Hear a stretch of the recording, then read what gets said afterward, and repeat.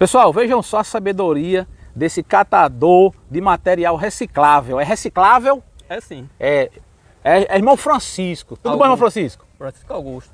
E aí? O que aconteceu com você hoje? Rapaz quis lhe humilhar? Sim, mas a gente deixa pra lá, a gente não leva em conta porque no mundo existem duas forças, a do bem e a do mal. Sempre você encontra um discípulo do mal, mas em compensação você encontra muita gente boa. Enquanto um lhe humilha e tal, aí de repente, lá vem um gritando, ei! Aí você olha, aquela pessoa simplesmente quer doar algo que para ele não vai servir, mas para quem está na batalha, com certeza é de grande utilidade. Então a gente fica muito feliz com isso, em saber que essas coisas existem, mas para aquele que tem fé, confiança que a gente está aqui só numa passagem e que se a gente nunca perder a fé, a gente sabe que vai ser galardoado, porque o bem a gente sempre vai encontrar, porque eles são enviados pelo nosso Pai. É verdade. Você estava contando que foi pegar um negócio e o rapaz lá tipo, lhe menosprezou por você estar pegando... Ela tem um papudinho que ele parece morar só, assim numa casinha muito destiorada. E lá na frente da casa dele é cheio de garrafinha que ele toma pitu. Aí quando eu passo lá é uma festa pra mim, né? Porque enquanto o cara tá lá se matando, lá tomando pitu, essas coisas todas, eu passo lá, meu amigo, é como se fosse um pé de cajarana embaixo, cheio de... Aí tinha uma lá que tava derramando assim, aí ele disse, ei, não faça isso não, que vem a caatinga pra cá. Eu já pensou, rapaz, o cara tá nessa aí, ainda tá querendo me humilhar. Simplesmente ele achou que falando aquilo era uma forma de me abater, mas eu saí tranquilo. Lá na frente aí encontrei uma mulher que me deu uma sacola cheia de latinha. Latinha é o ouro do catador. É o ouro do catador, né? É. Francisco, com relação a Deus, você crê em Deus? Rapaz, eu creio no Altíssimo, aquele que fez o céu e a terra. Quando você fala em Deus, eu estou acreditando que você está se referindo a esse que eu creio, que ele sendo o Altíssimo, ele criou o céu e a terra, ele enviou o Filho dele, o Salvador. Agora, essa forma assim de eu chamá-lo de Deus, hoje eu tenho uma mente esclarecida a respeito disso e vejo que isso é um título, não é um nome. Então, quando alguém se dirige assim, por ele não saber ainda disso que eu sei, eu não desconsidero e converso com ele numa boa, não tento abater a fé dele, mas para mim que já tenho essa mente esclarecida em relação a isso, eu evito chamá-lo de Deus. Prefiro mais chamá-lo pela pronúncia correta do nome dele, que no hebraico é Yud-He Vav-He, e traduzido para o português é YHWH, e transliterado, nós poderíamos dizer que a pronúncia do nosso Pai não é Deus, como eu já falei, porque Deus não é nome. Isso é uma derivação do Zeus, então não fica bem para o nosso Pai. O nosso Pai, o nome dele é Yahu. Yahu. E o nome do seu filho é Yahushua. Esse nome foi nos escondido por muito tempo, mas hoje, aquela profecia que diz que não há nada em oculto que não venha a ser revelado, e que no final dos dias tudo seria revelado. Então hoje eu sei que o nome do nosso Salvador é Yahushua, e o nome do nosso Pai é Yahu. Yahu é Yahu, o verbo, aquele verbo que está lá escrito em João, e Hu é o som do vento. Se você ficar no deserto, você vai ver que o vento faz... Então, Yahu, que é a ligação da salvação, Shua. Então, o Filho veio manifestar o nome do Pai, e é isso. Yahu, o verbo, Hu, o vento, o ar, e Shua, o que ele veio fazer, salvar. É isso. Rapaz, parabéns, viu? Francisco, me diga uma coisa. Você acredita que Jesus é o Filho de Deus, mas o nome Jesus mesmo? O nome do original? O nome desses que disseram para nós que é o nosso Salvador, que você ainda hoje chama ele de Jesus, e eu não vou de forma nenhuma abater a fé de ninguém, por conta que ele chama de Jesus, mas para aquele que já está esclarecido, eu sei que o nome dele não é esse. O nome dele é Yahushua. Até porque está escrito lá em Atos dos Apóstolos, capítulo 12, versículo 4, que diz: não há salvação em nenhum outro nome dado entre os homens, que importa que seja salvo. Então, a religião que predomina no mundo, querendo que as pessoas não acertassem com o nome do Salvador, esconderam de nós a verdade e soltaram aí no mundo afora um outro nome. E a própria Escritura diz que a salvação não vem de outro canto, ela vem dos judeus, vem dos hebreus. Então, esse nome veio de quem? De Roma. Mas o nosso Pai, ele sabe da intenção de cada um do coração. Então ele sabe que mesmo você dizendo o nome que Roma botou para as pessoas propagar, ele sabe que quando você está falando esse nome, você está se referindo ao Salvador. Então ele não vai levar em conta, em conta de jeito nenhum isso aí não. Francisco, ele sabe do seu coração. Você está vendo que as coisas do mundo tá virada, né? Todas as evidências apontam que nós estamos caminhando para aquilo que a escatologia chama de princípio das dores. E aí surge um nome em todo esse cenário e o pano de fundo é um pano de fundo apocalíptico. Diante de todo esse contexto, você acredita que o anticristo já pode estar no nosso meio? Rapaz, olha, no Velho Testamento foi prometido aos Yahudim que viria um que seria da descendência de Davi, que iria ocupar a cadeira para sempre. E eles até hoje estão esperando esse líder chegar, esse Messias. E nós sabemos que ele já veio há muito tempo. Inclusive, quando ele se manifestou fazendo todos aqueles prodígios, milagres, falando as boas novas, transmitindo a luz ao mundo que estava em treva, ele não foi aceito por aqueles que estudavam as Escrituras e que esperavam esse homem chegar. Então, da mesma forma, esse anticristo, que as religiões, que os teólogos que batem no peito e se gabam porque são teólogos, eles estão dizendo que vai se levantar o anticristo. E o anticristo já se levantou há cerca de 2000 anos atrás, já faz tempo.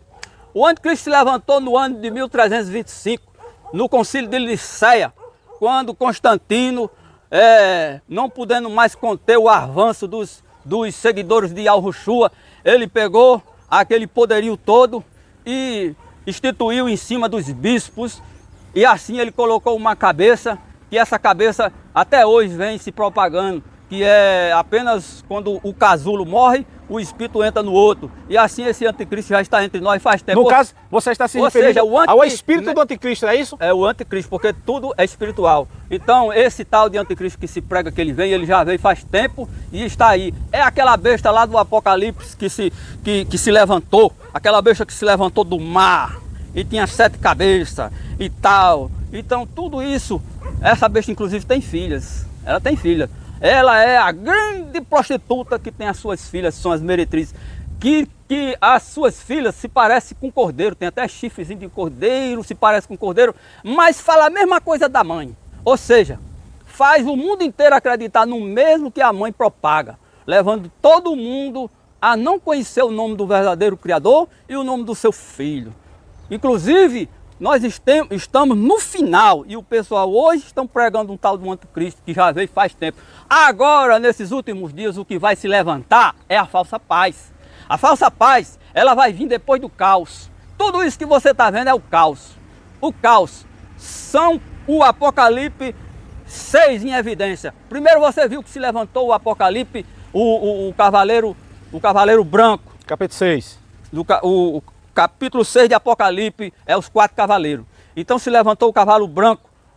O que é o cavalo branco? É o coronavírus.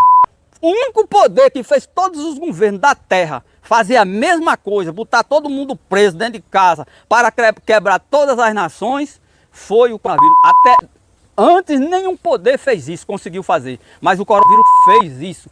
Todos os poderes da terra fizeram a mesma coisa. Obrigou as pessoas a fazer a mesma coisa para quebrar a economia mundial. Então o coronavírus é o cavaleiro do cavalo branco. E agora nós estamos em pleno cavaleiro vermelho, que é a guerra. E em sequência disso vem o cavaleiro preto, que é a fome por conta da guerra. O vírus fica em casa e essas coisas todas, está se levantando no mundo inteiro uma fome. Nós aqui no Brasil ainda temos essa liberdade de comer, tomar café e tal, e ainda escolher um franguinho, uma coisa e beber. Mas tem país aí que já não sabe mais o que é o gosto da carne, do frango, porque está tudo quebrado. Mas existe um homem que está combatendo essas coisas. Um homem. Existe um homem que está combatendo essas coisas. E aí, o que acontece? Nós aqui no Brasil somos favoráveis, estamos nesse negócio aqui, poderíamos dizer assim, de camarote. porque ainda está dando para tomar café, comer, almoçar, jantar, essa coisa. E aí, meu amigo, é só benção. Mas o parafuso vai apertar. O parafuso já está apertando. Está apertando e vai apertar. Mas é o Apocalipse 6 em evidência e vai culminar com a falsa paz. Deixa eu só dar um parênteses aqui. Pessoal, aqui é o seguinte, olha.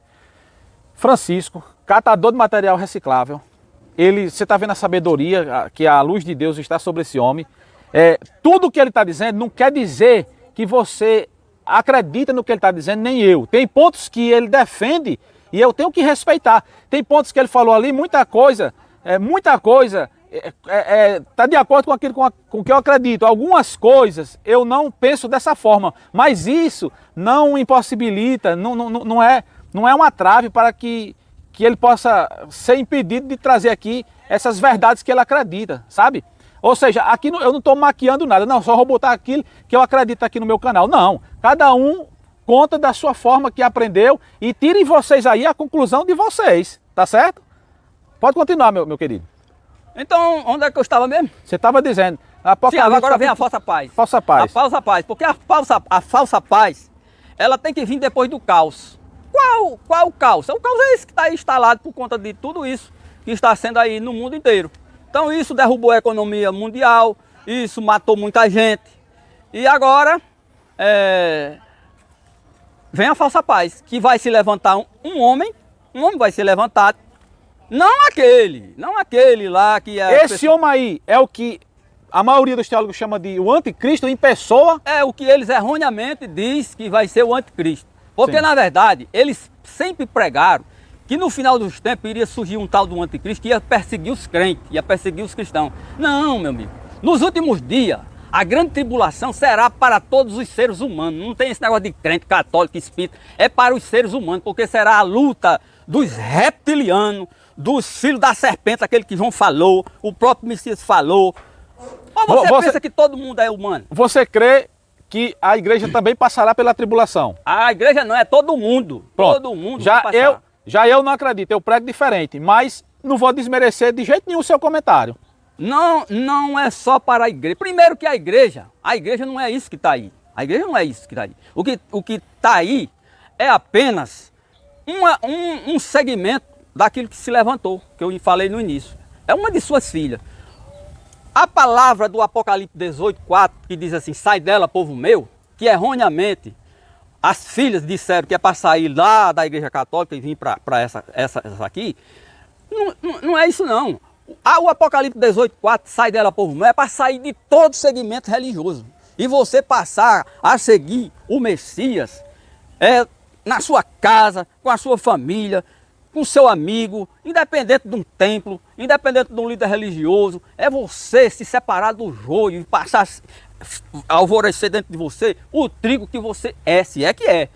Sem você depender de líder religioso, sem depender de nada que eles exigem que você faça, você apenas se afasta do pecado, das coisas erradas. Se você roubava, se você matava, você não faz mais nada disso. Se você adulterava, traía sua mulher, alguma coisa do tipo, você não vai mais fazer isso. E aí você, no deserto, você vai ter a mesma visão aberta que eu tive. A minha visão se abriu, não foi dentro dos tempos, pelo contrário. Se eu tivesse dentro dos tempos, eu era mais um. Eu saí e aprendi no deserto, assim como Moisés e tantos profetas. É assim que tem que ser feito. Apocalipse 18:4, sai dela, povo meu, para não serem inseridos nas pragas que vão cair sobre ela. Quais são as pragas que vão cair sobre Francisco, ela? só parafraseando aqui. Pronto, você falou isso aí, já eu concordo que a ovelha precisa de um aprisco. Tipo, a ovelha precisa do pastor, que as pessoas precisam se congregar também, precisam ter um líder que as oriente, né? Essa é a minha concepção e é assim que eu acredito, né? Que a gente precisa se congregar, mas entendo a sua fala e vejo que nos dias atuais tem muita picaretagem, muitos falsos líderes que estão induzindo o povo ao erro e ao engano.